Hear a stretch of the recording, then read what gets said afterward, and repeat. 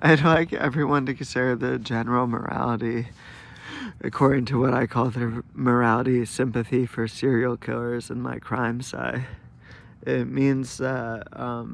say, for instance, when Ted Bundy has reached his Breaking Bad crescendo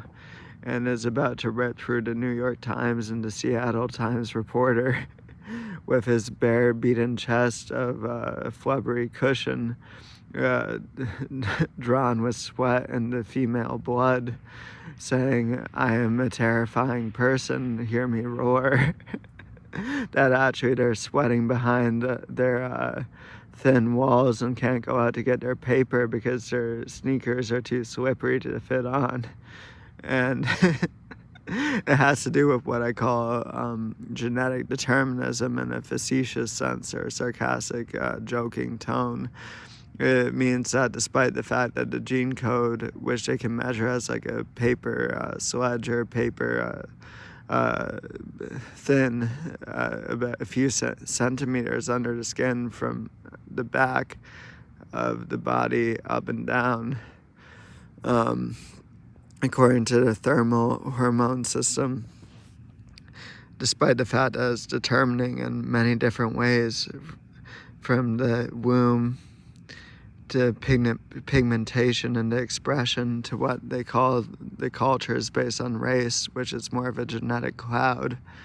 that they say that I'm such a terrible man because I was born a certain kind of person and I'm unattractive to certain kinds of people.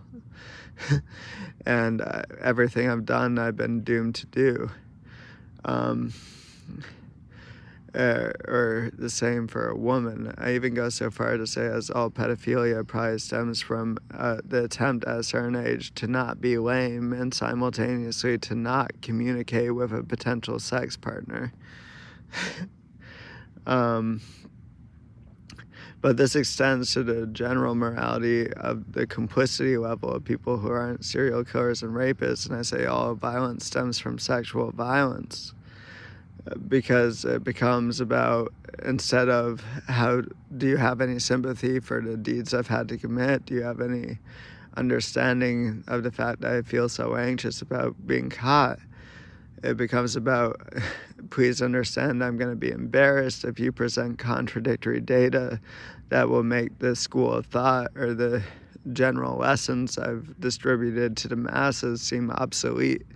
And you need to defend me at all corners from feeling 1 second of embarrassment because I'm incapable of experiencing an emotion.